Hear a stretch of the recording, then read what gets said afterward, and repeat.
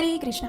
दीपावली के शुभ अवसर पर हम आपको लेकर चलते हैं आज से 5000 वर्ष पूर्व की भारत भूमि पर, जहाँ गोकुल में नंद भवन के आंगन में परम भगवान श्री कृष्ण के नन्हे कदमों से धरती देवी धन्यता का अनुभव कर रही है। वो आज का ही दिन था, यानी दीपावली का दिन। अगले दिन इंद्र यज्ञ होने वाला था, इसलिए सभी पुरुष उसकी तैयारियों में व्यस्त हैं। प्रातः काल का समय है। मंद हवा की शीतल लहरें गोकुल की धरती पर विचरण कर रही है। चारों ओर दिव्य आनंद और शांति का वातावरण है। वृक्ष और लताएं आलस मरोड़कर खड़े हो रहे हैं। गोपियां अपने अपने घर में प्रातःकालीन कार्यों में व्यस्त हैं। लेकिन इस समय नंद भवन में मैया यशोदा क्या कर रही है? चलिए जरा नंद भवन की खिड़की से झांकते हैं। अच्छा, मैया तो दही मथ रही है।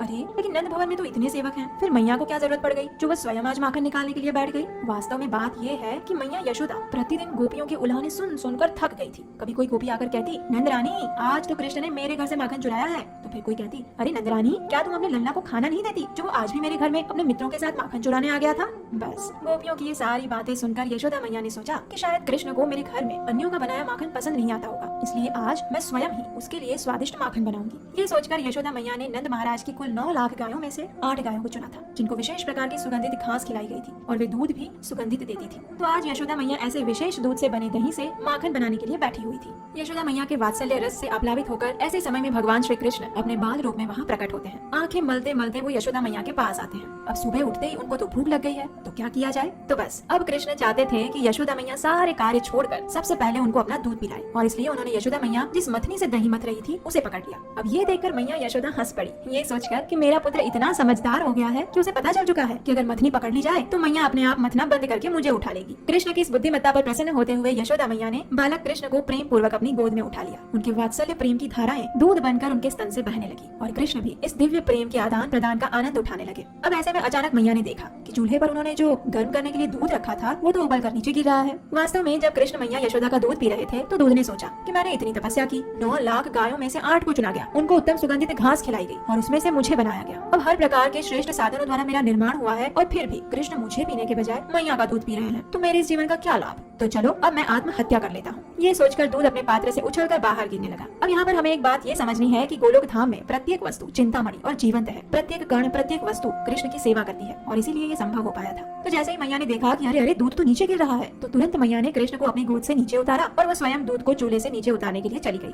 कृष्ण को बिल्कुल भी अच्छा नहीं लगा कि मैया उनको नीचे उतारकर दूध को बचाने के लिए जा रही है, और इस बात से क्रोधित होकर नन्हे बालक कृष्ण ने अपने होठों को दांतों तले दबाकर अपना गुस्सा प्रकट करने लगे। उनके नेत्र लाल हो गए और वहाँ पर एक छोटा सा पत्थर पड़ा था, उसे अपने छोटे से हाथों से उठाया और धड़ाम से दे मारा उस माखन के मटके पर, और बस सारा दही माखन जमीन पर झरना बनकर बहने लगा। और इस शरारती ने उसमें से थोड़ा माखन उठाया और अपनी आंखों में नकली आंसू भर के घर के किसी कोने में जाकर चुपचाप माखन खाने लगा। ऐसे में हमारी मैया बेचारी दौड़ती भागती हुई साड़ी के पल्लू से अपना हाथ पोंछती हुई उस स्थान पर आई। उन्होंने क्या देखा? उन्होंने देखा कि माखन की सारी मटकी फूटी हुई है, चारों ओर दही और माखन बिखरा पड़ा है। इतनी मेहनत से जो वो सुगंधित और स्वादिष्ट माखन बनाया जा रहा था वो सारा व्यर्थ चला गया, और जिसके लिए वो बनाया जा रहा था ना, वो वहाँ से गायब हो चुका था। लेकिन उसकी शरारत की साक्षी भरने वाले माखन की छाप से बने हुए उसके नन्हे से कदम के निशान यशोदा मैया को उसके स्थान की चुगली कर रहे थे। अब इस संपूर्ण दृश्य को देखकर यशोदा मैया समझ गई कि ये उसी नन्हे चोर का कार्य है, और अब उसे दंड ना मिले उसके भय से वो कहीं जाकर छिप गया है। यशोदा मैया भी ऐसे छोड़ने वाली थोड़ी ना थी। आज तो कृष्ण ने सारी हदें पार कर दी थी, इसलिए आज तो मैं उसे अवश्य दंड दूंगी। ये सोचकर यशोदा मैया एक गुप्तचर की भांति चुपके से दबे हुए पांव से माखन से सने हुए उन नन्हे पद चिन्हों का अनुसरण करती हुई आगे बढ़ी। बगीचे की ओर आगे बढ़ते हुए एक सुंदर जालीदार खिड़की में से यशोदा मैया ने झांक कर देखा तो श्री कृष्ण उल्टे रखे हुए एक लकड़ी के बड़े से उपल पर बैठे थे। उनके चारों तरफ बंदरों का झमघट लगा हुआ था। बंदरों के बीच में बैठे हुए कृष्ण उनके नेता लग रहे थे। मैया ने सोचा, अरे ये ध्यानी और योगियों की तरह बैठना कब से सीख गया?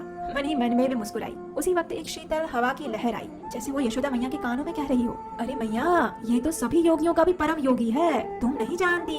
इसके उत्तर में मैया ने सोचा, अरे क्या फायदा इसका योगियों का गुरु बनने का, अभी तो वो बंदरों का राजा बनकर बैठा हुआ है। इस प्रकार के सांकेतिक वार्तालाप के मध्य में कृष्ण अपने बंदर मित्रों को नीचे बिठाकर एक एक करके माखन खिला रहे थे। ये देखकर यशोदा मैया अपने हर्ष को रोक नहीं सकी और उन्होंने अपने साड़ी के पल्लू से अपना मुंह दबा लिया, ताकि कृष्ण को पता न चले कि मैया की गुप्तचर आंखें उसे देख रही है। अब हमारे कृष्ण भी कोई कच्चे खिलाड़ी थोड़ी ना है, अपना कार्य करते हुए भी उनके नेत्र इधर उधर घूम रहे हैं और देख रहे हैं कि कहीं मैया तो नहीं आ गई। अब मैया ने धीरे धीरे अपने कदम आगे बढ़ाए। अब गलती से क्या हुआ कि कृष्ण की पीठ नंद भवन की ओर थी और मैया पीछे से आ रही थी, इसलिए इसका लाभ मैया को मिल गया। वे तो कृष्ण को को स्पष्ट रूप से देख रही थी, लेकिन कृष्ण के चंचल नेत्र उन्हें नहीं देख पाए। यशोदा मैया ने पास में सीढ़ियों के पास रखी अपने पति की रत्न जड़ित छड़ी उठाई, और जैसे ही उन्होंने छड़ी उठाई मानो पूरी पृथ्वी कांपने लगी। क्या इस ब्रह्मांड के आधार को आज इस छड़ी से दंड दिया जाएगा, जो समस्त कारणों के कारण है? ऐसे परम ईश्वर को क्या आज ये छड़ी खानी पड़ेगी, जो सभी के आश्रय स्थान है, जिनके अंग इतने कोमल है, उनको इस छड़ी का मार सहना पड़ेगा क्या?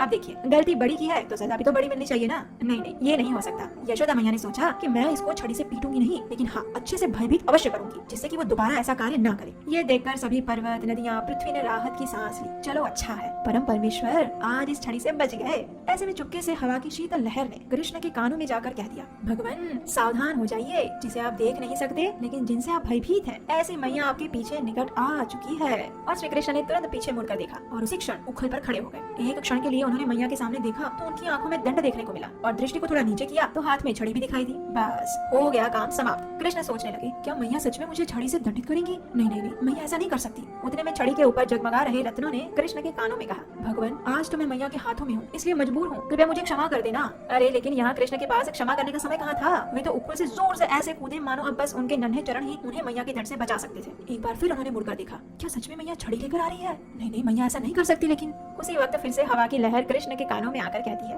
भगवान भागो, आज आपको कोई नहीं बचा सकता, शीघ्र भागो। अब अपने नन्हे कोमल चरणों को धरती का स्पर्श देते हुए बालक कृष्ण भागने लगे। पूरे नंद भवन में कभी यहाँ तो कभी वहाँ दौड़ते हुए उनके कानों के कुंडल नृत्य कर रहे थे और उनके आभूषण झूम रहे थे। और उनके पीछे मैया यशोदा ने भी अपनी साड़ी का पल्लू बांधा और हाथ में छड़ी लेकर कृष्ण के पीछे दौड़ने लगी। उनकी आयु और भारी शरीर के कारण वे थक चुकी थी। उनके बालों की पुष्पमाला उनके चरणों पर गिरकर उनका वंदन कर रही थी, और प्रस्वेद की बूंदें उनके मुख कमल और शरीर को कांति प्रदान कर रही थी। इस परम सुंदर दृश्य को देखकर समस्त देवता भी मंत्रमुग्ध हो गए। अब दौड़ते हुए कृष्ण ने सोचा, मैं एक कार्य करता हूँ, यदि मैं बाहर मुख्य मार्ग पर चला जाऊंगा तो मैया वहाँ नहीं आएगी, क्योंकि रानी अपनी प्रजा के समक्ष अपने पुत्र की पिटाई थोड़ी ना करेगी, और अगर करने का प्रयास भी किया तो अन्य लोग उन्हें रोक लेंगे। लेकिन हमारे योगियों के आराध्य देव श्री कृष्ण की योजना यहाँ भी निष्फल हो गई, क्योंकि वो दिवाली का दिन था और सभी ब्रजवासी अपने अपने घर से उत्सव के लिए निकल चुके थे और कोई भी व्यक्ति वहाँ उपस्थित नहीं था। मैया यशोदा ने कृष्ण को धमकाते हुए कहा, रुक जा चोर, ठहर जा, कहाँ भाग रहा है? अपनी माता से भागना चाहते हो? जहाँ हो वहीं रुक जाओ। लेकिन कृष्ण क्या इतने आसानी से रुकने वाले थे? उन्होंने दौड़ते हुए ही अपनी गर्दन घुमाई और माता को कहा, हाँ हाँ मैं ठहर जाऊंगा, लेकिन यदि आप इस छड़ी को फेंक दोगे तब।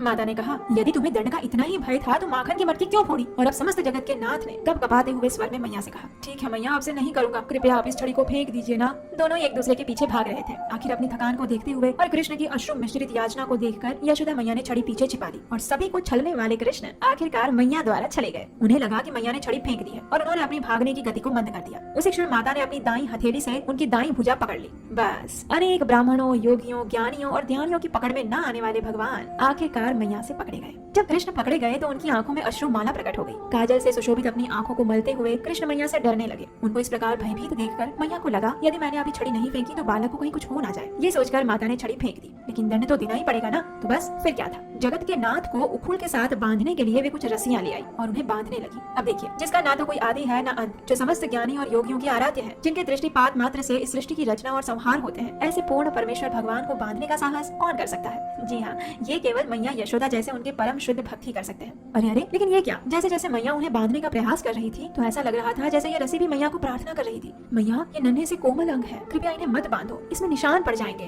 और कृपया इस कार्य के लिए मुझे तो प्रयोग मत करो। लेकिन ये तो जगत माता है, उन्होंने तो दृढ़ संकल्प लिया था कि वे कृष्ण को बांध कर रहेगी। लेकिन आश्चर्य की बात ये थी कि मैया एक के बाद एक नई नई रस्सी लेकर आती, एक में दूसरी परोती थी, लेकिन हर बार लंबी होने वाली रस्सी फिर भी कृष्ण को बांधने के लिए छोटी ही पड़ती जा रही थी। बेचारी भोली मैया, उन्हें थोड़ी ना पता था कि वे किसको बांधने जा रही है, लेकिन फिर भी वे प्रयास करती रही। घर में जितनी भी रस्सियां थी वो ले आई और गांठ बांध बांध कर उसे बड़ा कर दी गई, और हर बार रस्सी 2 उंगल छोटी पड़ती गई। अब मैया थक चुकी थी, प्रसवेद के कारण उनका शरीर गीला हो गया था, उनकी वेणी के फूल बिखर चुके थे, सुबह से लेकर शाम होने लगी थी। आसपास की गोपियां भी इस लीला को देखकर उसका आस्वादन कर रही थी, मुस्कुरा रही थी। आखिर मैया की मेहनत देखकर श्री कृष्ण को उनके ऊपर दया आ गई, और उसी क्षण भगवान की कृपा शक्ति वहाँ प्रकट हुई, जिसने मैया यशोदा को सहायता की, और आखिर कृष्ण अपनी इच्छा से मैया के द्वारा बांध लिए गए। हमारे आचार्यगण बताते हैं कि मैया यशोदा की रस्सी हर बार 2 उंगल छोटी पड़ने का अर्थ है कि भगवान को अपने प्रेम पाश में बांधना है, तो उसमें 2 चीजों की सबसे अधिक आवश्यकता होगी। एक है हमारा स्वयं का प्रयास, जो कि हम साधना भक्ति के द्वारा करते हैं, और दूसरा है भगवान और उनके भक्तों की विशेष कृपा। उनके बिना कोई भी जीवात्मा भगवान को प्राप्त नहीं कर सकते। मैया यशोदा ने भगवान श्री कृष्ण को दाम यानी रस्सी को उदर से बांधा था, इसलिए भगवान का एक नाम दामोदर पड़ा, और उनके नाम से ही इस कार्तिक मास को दामोदर मास भी कहा जाता है, क्योंकि भगवान की अत्यंत मधुर लीला कार्तिक मास में आज की दिवाली के दिन ही हुई थी। दीपावली के दिन लक्ष्मी नारायण के पूजन, दीपदान और मिठाइयों के साथ साथ भगवान श्री कृष्ण की इस मधुर उखल बंधन लीला सुनने से घर और परिवार में हर प्रकार की शुभता प्राप्त होती है। सनातन धर्म और पौराणिक मंदिरों से जुड़ी हर जानकारी के लिए सनातन टेम्पल को प्ले स्टोर या ऐप स्टोर से डाउनलोड करें।